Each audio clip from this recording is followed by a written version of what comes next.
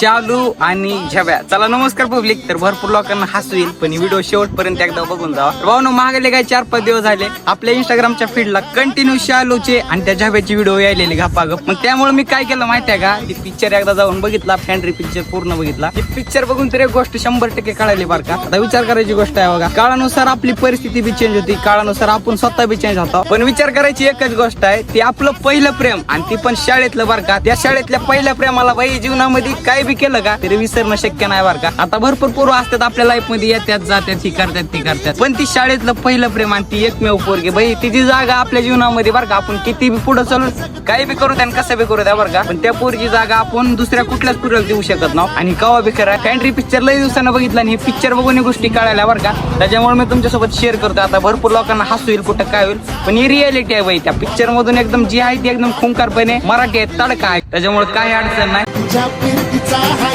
तुम्हाला चावला, तुझ्या फिरतीचा हाय तुम्हाला चावला.